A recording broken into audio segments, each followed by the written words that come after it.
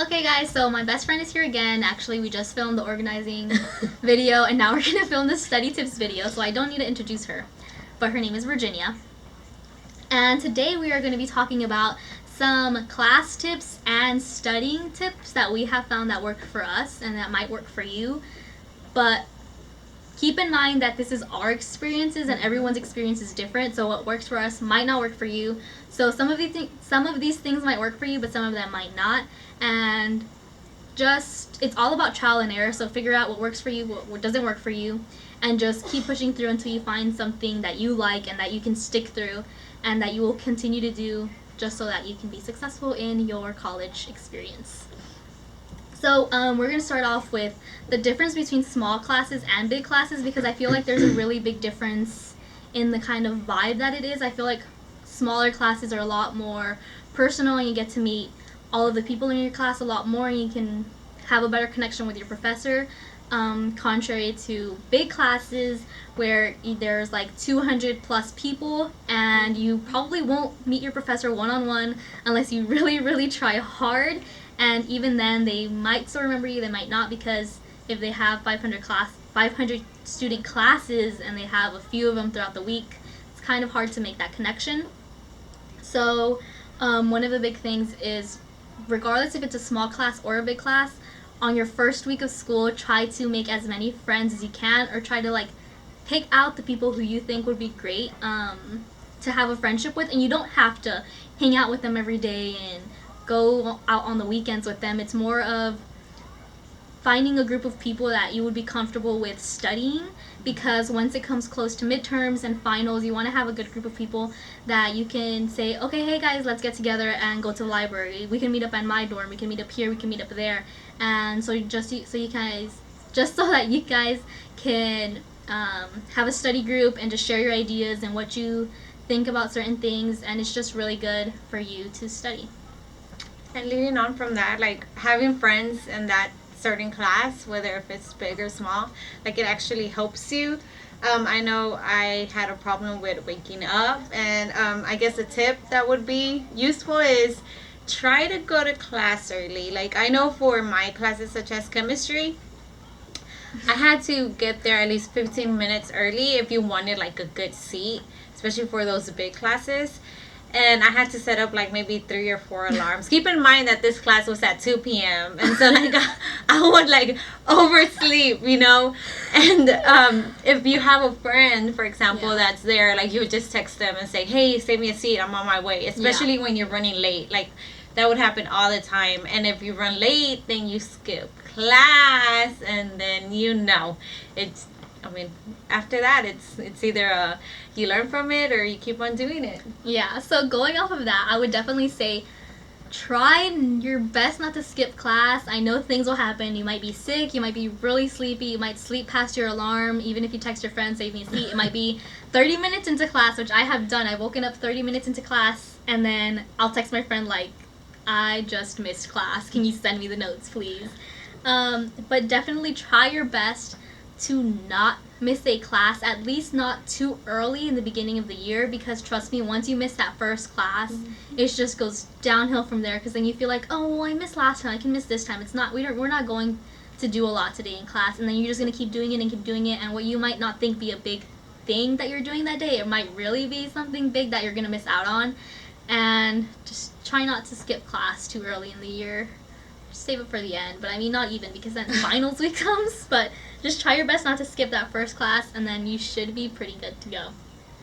That's true. And then, besides that, another thing that's really important is your email. Make sure you check your emails constantly. Make sure you actually read through them. I would always just skim through them and just read the subject, right? And just, okay, if it said something about Aggie Club, blah blah blah, sometimes they would give away free stuff, and free stuff in college is a huge thing. Yes. And so make sure you read it constantly. Make sure you refresh it. I know sometimes, at least in my school, I would be in class and my emails wouldn't go through, and so I would get the notification and my phone would just act up or something. But just make sure you constantly check your emails. It can be from your professors, from your friends, and so forth. just make sure you check it. That's it. That's it. And I guess a good thing for that would be to sync it up to your phone. So I have all of my email accounts synced up to my phone so that if I get anything, I get it right away. And then kind of the last thing that's more of like classroom schools is make sure you use your resources that are available to you, because trust me, regardless of what college you go to, there are tons and tons of resources for you to use. The school just wants you to succeed, and there's so many things that you could do. So for some examples, some of the things that I liked were all of your professors and the TAs will always have office hours, and it'll usually say it in the syllabus when their office hours will be during the week, and if not, they'll send you an email about any changes happening during certain weeks. So office hours are definitely great. TAs will sometimes host, we call them SI sessions. I don't know how other schools call them, but they would have sessions throughout the week just to recap on whatever happened. If you had any questions, you could go to them. Or before midterms or finals, they would have sessions where they would kind of have their own review besides the professor's review, if the professor even gave a review. So I always make sure to go to TA sessions all the time because they really, really, truly helped. And then some of the other resources that I liked from my school is I found a place where as long as I brought my own printing paper, I could print for free. So I would always go there to print out any papers, any homework, if I had any reviews that I wanted to print before exams just because I wanted a hard copy, I would always go in there and print for free. And I really like that. I didn't. Maybe we do have one like that. I don't think so. But I know we had like this website we would go to. I forgot what was it called, but it was just basically free tutoring, like one-on-one session for free. Like usually you pay for those, and over there I know it's really, really expensive. But over here you would just, choose a topic and choose a time that would best fit your schedule. And you would just go to that certain like location, and that's it. Like you would get tutoring for free. I mean, it doesn't get any better than that. Yeah. And besides that, I mean, we had the same thing with the SI sessions and the TAs and just going to your professor's hours, like talking to them one-on-one. And I know that with us, at least our professors would tell us, like, if our office hours doesn't fit your schedule, make sure you email us and we can set something up. Like, take advantage of that. Like, I know they get extremely busy, but they are there to help you if they can. Yeah, and then we also had, every student had a certain amount of free tutoring hours that they could get, and then after that, you would have to pay. But most of the time, people would stay within the tutoring they have, and then other things just like, you can always go to your counselors. I'm pretty sure everyone has their own, like, counselor that they go to. You can go just talk to anyone in any office. I know there's, like, always, like mental health offices, people might need them. You can always go, there's always tons of people that you can go to if you ever need any type of help, so make sure you use those resources to your advantage because, trust me, college is expensive, and you're paying for all of that stuff, so take advantage of it. I know, actually, we get free massages. Really? We get, like, 2 free massages per week, yeah, because there's, like, per week? Per semester. Oh, we can go in and get a free massage, and I didn't have a massage. So... Yeah, I know. I didn't use any of mine. I don't think we... Yeah, we get free massages. How did you find out? Alexa told me. We get free massages, and I never had one. And I'm going to do that next year because it sounds fun. Okay, so now we're going to talk about more of the studying tips that we do. So once again, these are kind of our study tips of things that work for us. They might not work for you. But here are just some suggestions for you to know where to start off in, I guess. So the first study tip is memorization is not studying whatsoever. Maybe in high school you could memorize all of the information before your test and then get an A in it, but that does not happen in college. It doesn't mean that you won't have to memorize some things, because you will have to memorize things like formulas, dates, people's names, things like that, but it's still a lot more conceptual and it's not so much memorization. It's about making connections and things of that nature. So first of all, studying is not memorization. And so what I would do when I would study is, I know for many of us, at least I did this for like a month or two, and where I would study one subject per day. And so I figured out that really didn't work for me. Like, I would just, I guess, burn out from that subject because it's all I would, study the whole day. And what I did is actually studied one subject per hour. So I would study chemistry for 1 hour, then take a break, maybe like a 10-minute break, then study math for another hour, take a break, then study engineering for another hour. That was when I was studying for engineering. Long story. And then, just keep on mixing it up basically for your brain.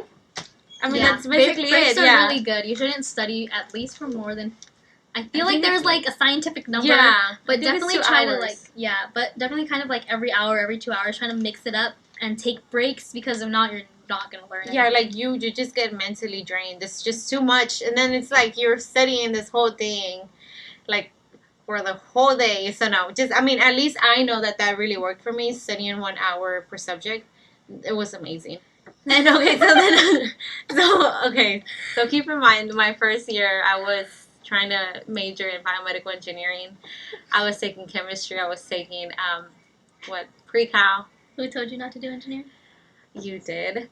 Why? I went in saying that I wanted to do it, but it was because of my family. Anywho, long story short, it cost me to do all-nighters, which is something I do not recommend. No, never do an all-nighter.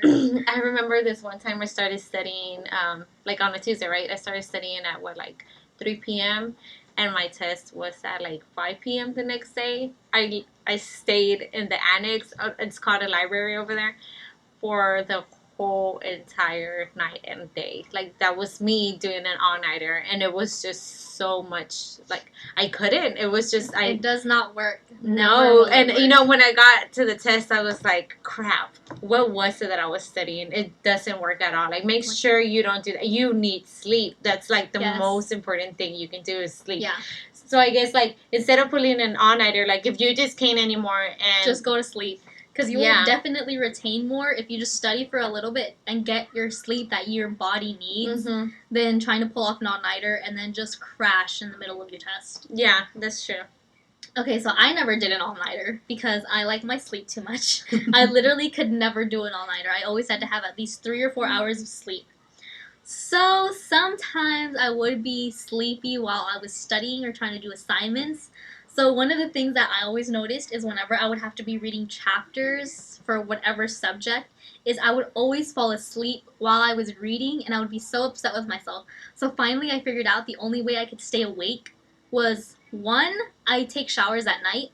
So once I would get tired of doing my homework and I would start falling asleep, I would go take a shower and then come back out, and I was kind of refreshed. So I would be able to continue working for a few more hours and then go to sleep. Or two, while I was reading, I would just get up out of my desk and I would start doing squats as I read, or lunges, or I would just be pacing back and forth in our dorm. I'm pretty sure it annoyed my roommate, but it was the only thing that I could do to keep myself awake while I was doing my work. And that kind of worked for me, so push comes to shove. Yeah, and so how she mentioned that she studied in her dorm, that was a huge no-no for me. I just couldn't. My bed was there, and it was just so tempting to just go take a 30-minute nap, and then look at the time and say, oh wait, just 15 more minutes, and those 15 more minutes turned into 2 hours, and there I was, just wasted a whole bunch of time sleeping when I should have been studying. So what I did is actually go to our library, and I stayed there. And as soon as I got, done doing whatever I had to do, I would go home and just knock out. And that, that worked wonders for me. I wouldn't get distracted because my bed wasn't there. And then I guess my thing was I had to see people moving in order for me to stay awake. So that's why I would go to our annex, which is a 24-hour thing. Yeah, and most libraries will be open 24 hours. And so that helped me. As soon as I would see someone moving, that would wake me up because it's I need to see movement in order for me to keep awake. And I know my roommate did the same thing. She would go to the annex or to the library, wouldn't come home till 4 a.m. And I would do the same thing. That worked for me, but it's just, different scenarios for each. Yeah, so I could not study in the library whatsoever. Trust me, I tried. The only way I could be in a library was if I was with a study group, because there were other people doing the same thing that I was. But even if I was just going by myself to try to study, I couldn't. I get really anxious and nervous inside libraries, and even if I would go, because we have certain floors that are quiet floors where like everyone's like really quiet just doing their work, and then there's other floors where people are a little bit more interactive and things like that. But even if I was more in the interactive floors, it would still freak me out. Like I would literally start shaking and I would just have to run out of the library. Like I could never ever ever study in the library. Like the only way that I can be productive is if I'm in my own room, and I don't like take a nap unless I actually really really have to. I usually don't go to sleep. I will actually study in my room, but I can't study in a library at all. I can't do what she does. And another thing that I liked was my reward system. Was like if I would do a certain amount of work, I would reward myself with like candy. Mine was always like candy, or like I would be like, okay, you can go walk across the street and buy candy from the little store just so that I could get out of my room. But yeah, I think a reward system does good too. And I mean, besides that, like with the reward system, just I guess having snacks overall while studying. My thing was healthy snacks, so I would always eat fruit. I'm a big fan of fruit, so I would always buy Halos. And I remember when I did do the study groups, I would have like my little lunch bag or whatever it's called, fill it up with mandarinas, which is what mandarins. So that was my snack. Like that was my healthy snack. That was like I guess my reward for whatever I was studying. You know, just constantly eating fruit. Keep in mind fruit, nothing else. Yeah, because the freshman 15 are real. Maybe not 15, but I know I gained 6 pounds. No, I gained like maybe 20, 25 pounds. Like it wasn't even 15. It was just oh my gosh. But I learned from that. I'm losing weight. So one of my favorite things about Facebook, the only thing I like about Facebook, the only reason I made a Facebook again, because I actually deleted my Facebook a few years back. So I made a Facebook this year just so that I could do Facebook groups, because a lot of the classes, especially the big classes like the 200, 300, 500 student classes, someone would always make a Facebook group, and they kind of worked more towards midterms and exams. Is everyone would set up Google Docs, or they would find old tests or old study material, and basically Facebook groups were just like a holy mecca for not for Facebook, for like study material. And then even though I wouldn't interact with other people, I still had like tons and tons of links and Google Docs and things that I could use to study, and those really really really helped me a lot. So that was one of the things that I really liked. And then just in general, how I would study is depending on a certain class and your professors, once you're there, you'll kind of know whether you like handwriting your notes, or if the professor is a little bit more fast-paced and they do like slideshows. Like I know I had one professor that did PowerPoints, and they went through them so quick that I could never handwrite them, even type them up fast enough, so I would just take pictures of every single slide. Or some professors put up their slides after class, or after the week is done, they'll put up all of their slides, so you might not want to copy down all of the notes on the slides because you'll have them there. You might just want to copy down what they say. But one of the things that I always did, regardless if I typed my notes or if I wrote my notes in class or if I took pictures, is I always went back and hand wrote all of my notes to study. That was kind of a way that I studied, because it actually is scientifically proven that if you type up all of your notes, you retain more if you handwrite your notes. So I would always go back and rewrite my notes, and whenever I would like study them and go over them, I would always look at the ones that I hand wrote, just because I feel like it's kind of like whenever you're reading a book and you've read the same page over and over again and you just don't know what the hell it said. I feel like if I would be reading it off of a PowerPoint or off of my typed notes, I just didn't know what it was saying. But whenever I rewrote my notes, I wouldn't want to rewrite 30-page PowerPoints, so I would condense it into my own language. So whenever I would study, it was in my own handwriting and it was in my own words, so it was a lot easier for me to retain the information. So that was just kind of the way that I took my notes and studied, as I really liked rewriting. Yeah, that really did help. I mean, I would do the same. I know for one of my classes, which was political science, she would actually like throw hints in there, like if it was going to be on the test or so. Oh, yeah. And so what I did during her class was actually type up everything, because she would do the PowerPoint thing. Yeah. And I just couldn't like write it down, because I had to write down every single word in order for me to like try to memorize it then and there. So I would just type it up, and then later on, when it was like time to study for that subject, I would just rewrite it. And then I know for that particular class, the textbook helped a lot, and I actually had to read a chapter, highlight it, and then read it again. especially the parts that I highlighted, and Yeah. then take notes. Like, I had to make sure I understood what the subject was telling me, and just making sure overall that I acknowledged what she said and what the book said, and just try to connect those two together and where it made sense for me. And like she said about Facebook groups, I really didn't. No, not at all. Actually, I didn't have one at all. It depends on the person. Yeah. I know for myself, I did have a study group maybe once or twice, and it didn't work out.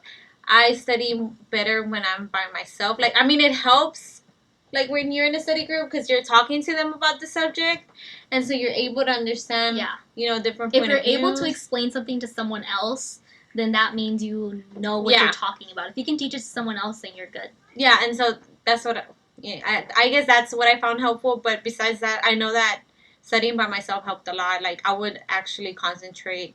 I would just put my headphones on. I know for a fact, like, I think it's been scientifically proven too that if you listen to classical music while studying classical music. I didn't listen to classical music. I did that. I couldn't, study with with like rap or my Spanish music or just anything in particular. Disney music.